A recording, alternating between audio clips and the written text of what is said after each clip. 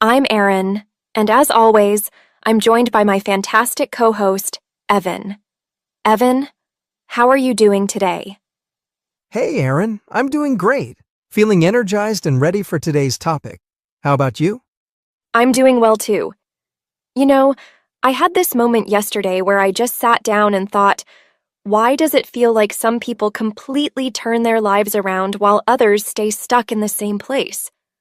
Oh, I've had that thought too. You see someone go from struggling to successful, and you wonder, what's their secret? Are they just lucky, or is there something they're doing differently? Exactly. And then I started thinking about when I was learning English. At first, it felt impossible.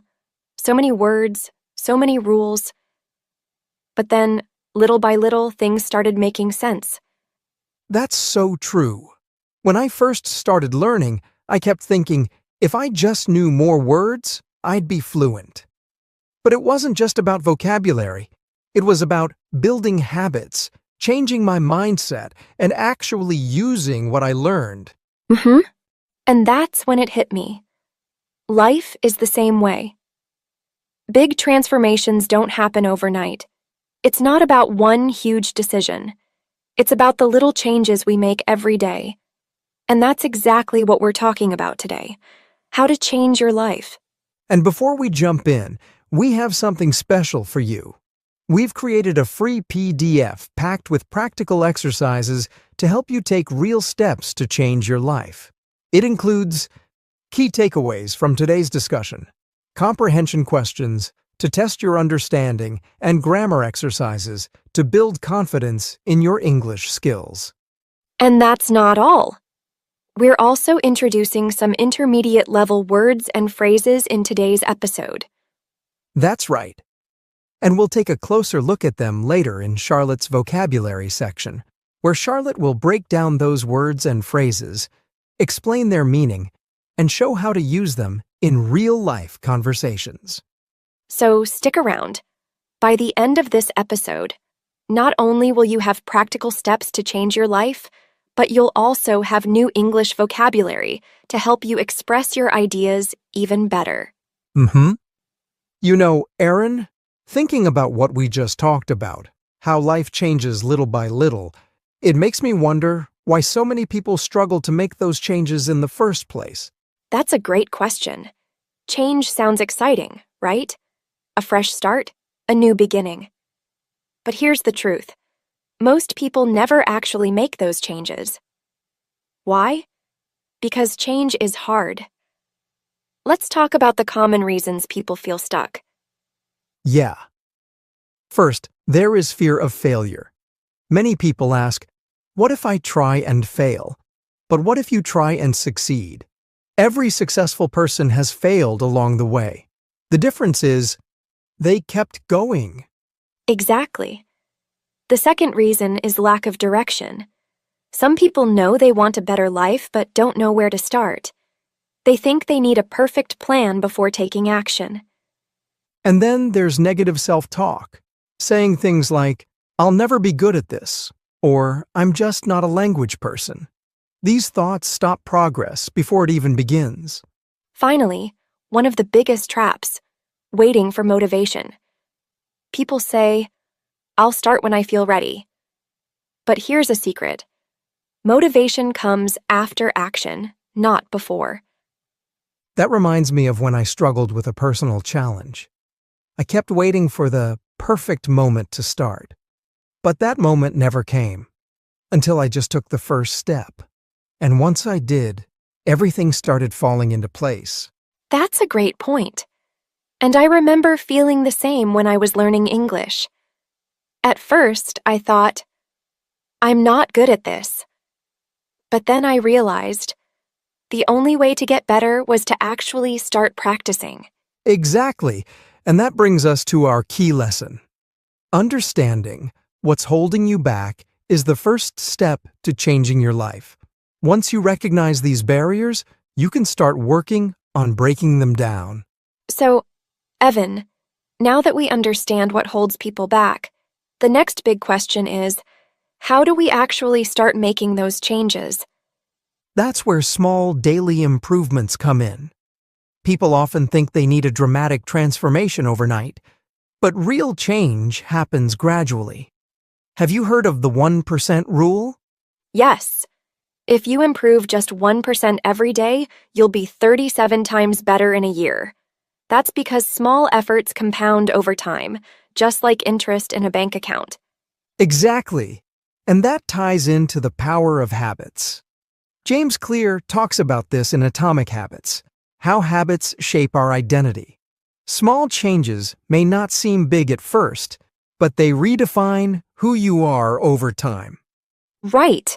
Like reading just 10 minutes a day, practicing English for 5 minutes daily, or even replacing negative thoughts with positive affirmations. And I love real-life examples. I know someone who became fluent in English just by listening to podcasts every day. They didn't start with an intense study plan, just consistent small steps. That's so inspiring. The takeaway here is, small consistent actions lead to big results over time. So if you're listening and wondering where to start, just pick one small habit today. Exactly. And you know, Aaron, while taking action is important, there's something even more fundamental, our mindset. Because let's be honest, how we think about change makes all the difference. Absolutely. There's something called the growth mindset versus fixed mindset. If you have a growth mindset, you believe I can improve. But if you have a fixed mindset, you think, I'll never be good at this. That's a huge difference. And another thing, our brain is wired to focus on what we train it to notice. Have you heard of the reticular activating system? Yes, it's why when you learn a new word, you suddenly hear it everywhere. Your brain filters information based on what you focus on. So if you keep telling yourself, I can't do this, your brain will find evidence to prove it. But if you say, I am improving every day, your brain will focus on that progress instead. That's why reprogramming your mind is so powerful. 3 great ways to do that are affirmations, visualization, and gratitude. Right. Positive self-talk like, I am getting better every day, helps reshape our thoughts. Visualization, seeing yourself succeed, tricks your brain into believing it's possible. And don't forget gratitude practice. When you focus on what's going well, you train your brain to see opportunities instead of obstacles. That's the power of mindset. It's not magic. It's about training your brain to work for you, not against you. So true. Now that we've talked about the power of mindset, there's something else that holds people back, waiting for the right moment to start. Yes, so many people believe that they need to be completely ready before they take action. But here's the truth. You will never feel fully ready. Exactly. Progress comes before confidence. When I was learning English, I hesitated to start speaking because I felt like I wasn't ready. I kept thinking, what if I make mistakes? But the more I waited, the harder it became. That's so relatable. But when you finally took that first step, what happened? Well, once I started speaking, I realized that making mistakes was part of the learning process. Each conversation, even with errors, built my confidence. I wasn't perfect, but I was improving. And that's the key. There's a concept I love. Done is better than perfect. Too many people delay action because they want everything to be just right. But in reality, imperfect action is always better than no action. Right. If you wait for perfection, you'll never get started. Whether it's learning English, starting a new habit, or making a big life change, just begin. Small steps will lead to big improvements over time. So here's a quick challenge for you, our listeners. Think of one thing you've been postponing. It could be practicing English, starting a workout routine, or even reaching out to someone for help. And then, just take one small step today. Not tomorrow, not next week. Today. Because action leads to momentum, and momentum leads to confidence. That's right. Small, consistent actions over time create massive change. So don't wait for the perfect moment. Make today the day you start. Speaking of taking action, have you ever noticed how much our surroundings shape our habits and decisions? It's not just about what we do, but who and what we surround ourselves with. Absolutely. The people you surround yourself with, the content you consume, and the mindset you adopt all play a huge role in shaping your life. Yes. There's a famous saying, "You are the average of the 5 people you spend the most time with." If you're surrounded by negative, unmotivated people, it's hard to stay motivated. But if you're around positive, goal-driven individuals, their energy and habits will rub off on you. That's so true. So, how can we create an environment that supports growth? First, start by following inspirational people. Whether it's authors, speakers, or even social media accounts, exposing yourself to positive influences will shift your mindset over time. Absolutely. And joining online learning communities is another great way to stay motivated. There are so many groups out there for English learners, book clubs, and personal development. When you're part of a community that values growth, you naturally start improving too.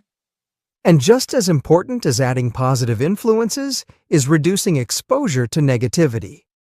That could mean limiting time spent with people who constantly complain, or even cutting down on negative news and social media that drain your energy. That reminds me of when I was learning English. I felt stuck until I joined an English learning community. Suddenly, I had people to practice with, share struggles, and celebrate progress. That made all the difference. That's such a great example. The right environment creates momentum, making it easier to grow and stay on track. So, here's something to think about. Who are the 5 people you spend the most time with? Are they helping you grow, or are they holding you back? If they're not pushing you to be better, it might be time to make some adjustments. Surround yourself with people and influences that inspire and uplift you. And speaking of inspiration, sometimes learning new words and phrases can help us articulate our goals and mindset even better. That's why we have Charlotte here to break down some key vocabulary from today's discussion. Absolutely. Take it away, Charlotte. Hello, English learners. It's time for Charlotte's vocabulary breakdown. In today's episode, Erin and Evan introduced some great concepts about change, mindset, and environment. Let's take a closer look at some key vocabulary and how to use them in real-life conversations. Transformation. Meaning, a big change in something. Example, after years of hard work, Maria experienced a complete transformation in her career, going from an intern to a company director. Mindset. Meaning, the way you think about things. Example, Jake changed his mindset about exercise and now he enjoys working out every morning. Surroundings. Meaning, the things and people around you. Example, Anna moved to a peaceful countryside home because she wanted more positive surroundings. Momentum. Meaning, the force that keeps something moving. Example, once Daniel started writing 500 words a day, he built momentum and finished his book in just 3 months. Exposure. Meaning, the amount of contact you have with something. Example, watching English movies increased Sarah's exposure to native speech, improving her listening skills.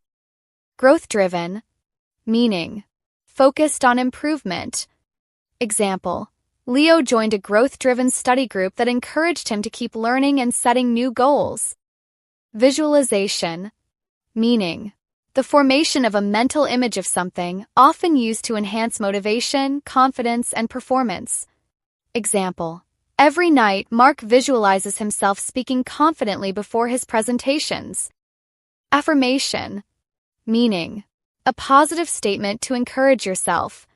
Example, Jane starts her day with the affirmation, "I am capable and strong." Community. Meaning, a group of people with shared interests. Example, David found an amazing community of runners who motivated him to complete his first marathon. Accountable, meaning responsibility for your own progress. Example: Mia set weekly goals for herself and tracked her progress to stay accountable in her fitness journey. That's it for today's vocabulary breakdown. Back to you, Aaron and Evan. Thank you, Charlotte. Those were some really useful words and phrases. So, Evan, if we had to leave our listeners with one key takeaway from today's episode, what would it be?